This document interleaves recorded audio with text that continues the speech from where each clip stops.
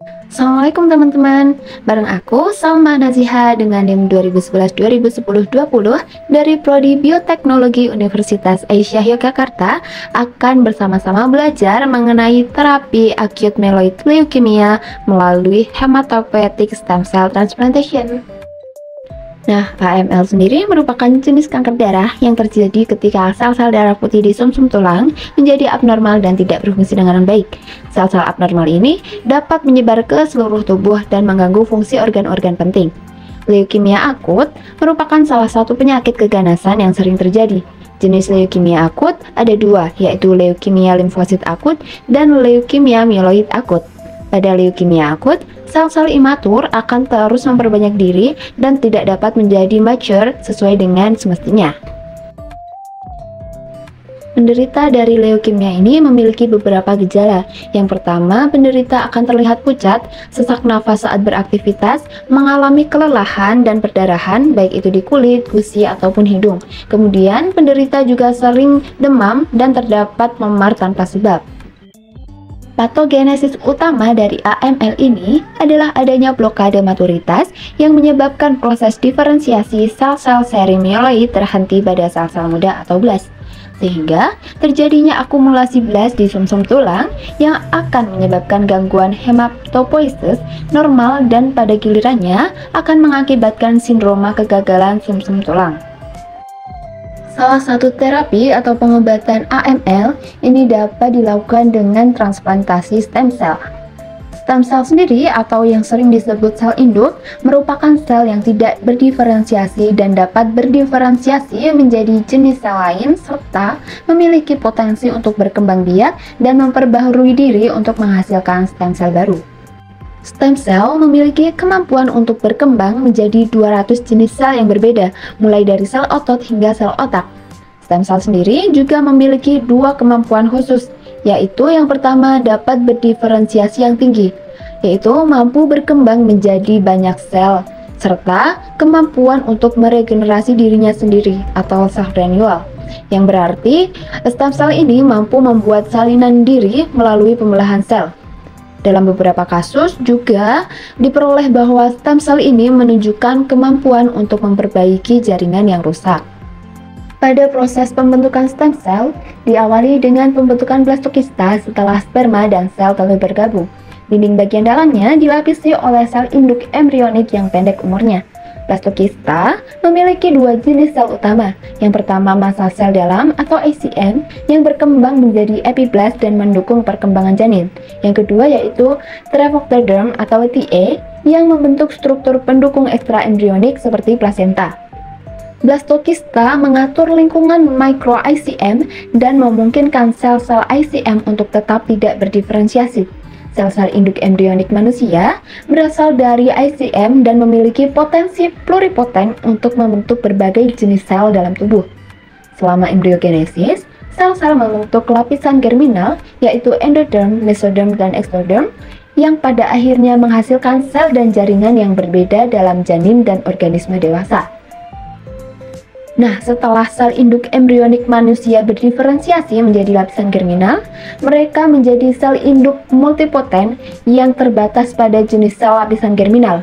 Selanjutnya, sel induk berpotensi majemuk muncul di seluruh organisme, berproliferasi, dan berdiferensiasi menjadi sel khusus dalam kondisi tertentu. Berdasarkan sumber asalnya, sel punca dapat dibagi menjadi dua kelompok besar, yaitu yang pertama, sel induk embrionik berasal dari embrio yang baru terbentuk, di mana sel ini memiliki kemampuan untuk berdiferensiasi menjadi semua jenis sel dalam tubuh, termasuk sel-sel yang membentuk organ. Kemudian yang kedua yaitu sel induk dewasa yang berasal dari jaringan organ dewasa. Sel ini memiliki kemampuan untuk berdiferensiasi menjadi sel tertentu dalam jaringan asalnya. Berdasarkan kemampuannya untuk berdiferensiasi, stem cell dibagi yang pertama, ESC, yang memiliki potensi pluripoten. Yang kedua yaitu ada stem cell, memiliki potensi untuk berkembang menjadi jenis-jenis sel sesuai dengan jaringan tempat mereka ditemukan. Yang ketiga, MSC, memiliki potensi untuk berkembang menjadi berbagai jenis sel. Sel ini juga memiliki kemampuan untuk memodulasi respon imun dan memiliki sifat antiinflamasi. Yang keempat, iPSC yang merupakan hasil rekayasa di mana iPSC ini juga memiliki sifat pluripoten. Yang terakhir yaitu hematopoietic stem cell. Hematopoietic stem cell ini memiliki potensi untuk berkembang menjadi sel darah merah, sel darah putih, dan trombosit. Mereka memiliki peran penting dalam pengobatan kondisi medis yang terkait dengan gangguan darah. Salah satu pengobatan atau terapi untuk leukemia adalah dengan transplantasi hematopoietic stem cell atau HSCT. HSCT dapat dilakukan dengan menggunakan sel punca hematopoietik dari sumsum tulang belakang, darah tepi, atau tali pusat. HSCT dapat dilakukan dengan menggunakan sel punca dari diri sendiri atau dari donor. Salah satu cara mengumpulkan hematopoietic stem cell yaitu dari tali pusat. Langkah pertama yaitu memberikan informed consent dan parental care. Tahap pertama melibatkan pemberian informasi kepada orang tua mengenai bank darah, tali pusat, termasuk risiko, manfaat, keuntungan, dan keterbatasan sebagai bentuk parental care.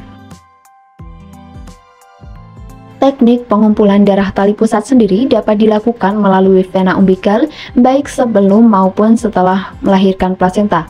Sebagian besar bank menggunakan teknik in utero karena volume darah yang terkumpul lebih banyak dan dapat meminimalisir infeksi dan kontaminasi. Untuk prosedur pengumpulan dan penanganan sampel sendiri, yaitu pengumpulan membutuhkan waktu sekitar 5-10 menit. Setelah dikumpulkan, darah dimasukkan ke dalam kantong steril dan ditempatkan dalam kit ekstraksi yang menjaga kondisi darah selama transportasi ke laboratorium. Kemudian, untuk suhu, pH, CO2, O2, dan faktor-faktor lainnya harus dijaga oleh sistem yang terenkapsulasi. Yang tahap HSCT untuk pengobatan AML sendiri, yang pertama yaitu evaluasi pasien. Langkah pertama yaitu mengevaluasi secara menyeluruh terhadap pasien untuk menentukan kelayakan dan persiapan sebelum HSCT, yang meliputi pemeriksaan fisik, tes darah, tes pencitraan, dan evaluasi kesehatan umum. Apabila prosedur yang dilakukan yaitu HSCT allogenik, maka langkah kedua yaitu pemilihan donor yang cocok, yang dapat berupa saudara kandung yang cocok, donor yang tidak sekerabat, seperti haploidentical donor atau donor tali pusat. Langkah selanjutnya yaitu persiapan pasien. Pasien akan menjalani persiapan sebelum transplantasi yang mungkin meliputi pemberian kemoterapi atau radioterapi untuk membersihkan sumsum tulang dari sel kanker dan membantu membuat tempat bagi sel punca baru. Langkah selanjutnya yaitu pengumpulan sel punca yang diperoleh dari donor. Sel punca kemudian diproses di laboratorium untuk membersihkan dan mempersiapkannya untuk transplantasi. Kemudian, sel punca yang telah dipersiapkan akan ditransplantasikan ke pasien melalui infus intravena. Sel punca ini akan bermigrasi ke sumsum tulang dan mulai memproduksi sel darah yang sehat.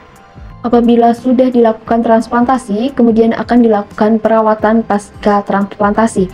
Pasien memerlukan perawatan intensif pasca transplantasi untuk memantau perkembangan sel punca baru, mencegah adanya infeksi, dan mengelola efek samping dari terapi itu sendiri. Dalam proses pengobatan atau terapi HSCT ini, terdapat beberapa protein yang berperan dalam pengobatan AML melalui HSCT. Protein yang pertama yaitu protein-protein seperti sel T atau T-cell dan sel-sel natural killer yang berperan dalam efek graft versus leukemia atau GFL effect, di mana sel-sel imunologis dari donor akan menyerang dan menghancurkan sel-sel leukemia yang tersisa setelah transplantasi. Protein lainnya yaitu cytokines. Protein-protein seperti interleukin 2 atau IL-2, interleukin 15, dan faktor simulasi koloni granulosit makrofag atau GM-CSF dapat memainkan peran dalam merangsang respon imunologis pasca transplantasi untuk melawan sel-sel leukemia itu sendiri. Protein CD34 juga merupakan salah satu protein yang berperan, di mana protein ini merupakan penanda pada sel-sel hematopoietik primitif dan berperan dalam proses meregenerasi sumsum tulang pasca transplantasi. Nah, teman-teman, mungkin sekian dulu pembahasan kita mengenai terapi AML melalui HSCT. Semoga video ini bisa menambah wawasan kita tentang terapi canggih ini. Berikut merupakan referensi yang saya gunakan dalam menyusun video ini. Terima kasih. Wassalamualaikum warahmatullahi wabarakatuh.